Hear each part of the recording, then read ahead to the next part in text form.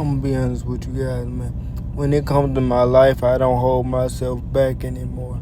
And what I mean by holding myself back, I mean like when I first started, I used to put myself in this box.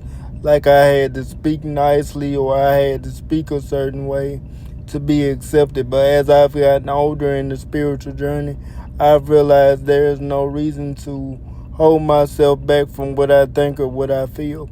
And as I've gotten more honest and gotten more open about what I go through, I've gotten more comfortable with speaking the truth and just letting it all hang out and not keeping that professional tone as in holding myself back from what I feel or what I want to say.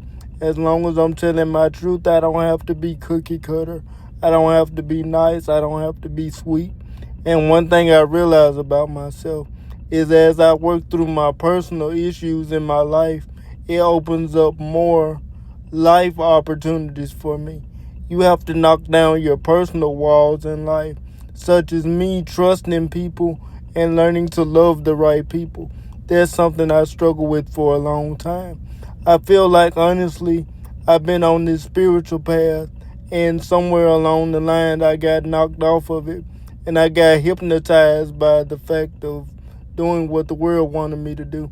And I forgot about my spiritual origin, the spiritual path that I was born to follow. But tapping into spirituality reminded me of what I'm here for.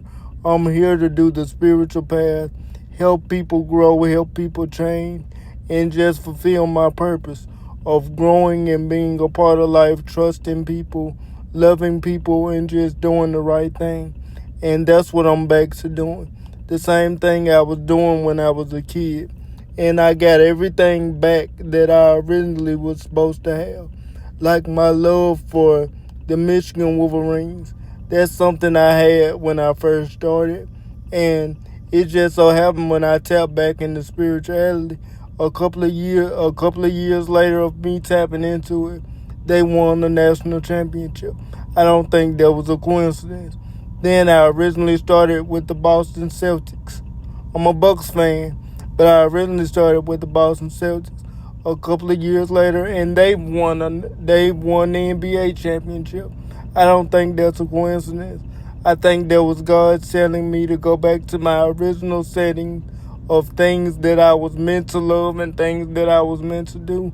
So I took that as a sign of things that where I'm meant to be and where I'm meant to go. Because I was playing college football at 25, and I'm a big Auburn fan, so I signed with Auburn and I went to play with them, and it wasn't working out. And I literally asked Spirit to show me, like, if Auburn in the team, where am I meant to go? And this is no lie. I wish I had recorded it, but my screen froze, right? Then I looked up and it flipped to Michigan, 2024 national champion, and 2024 national championship picture. And I went with Michigan and been winning ever since. If that's not a sign from Spirit that you meant to go a certain way, I don't know what is. And that's the team I'm sticking with from now on, because I think there was a message from God that I was meant to go back to my original settings of life. So that's what I believe, and that's what I stand behind. And that's what I want to encourage you guys to do. Go back to your original settings. Find what your original purpose in life was and go back into it. Because the devil is going to try to confuse you. He's going to try to hypnotize you with personal things of the world and try to get you off your path. And I don't want none of you guys to be confused, distracted, or manipulated into not following your path. And I know because I failed for it for some years, but now I'm back on my path and I'm here to complete it. And I want you guys to do the same thing, in my opinion.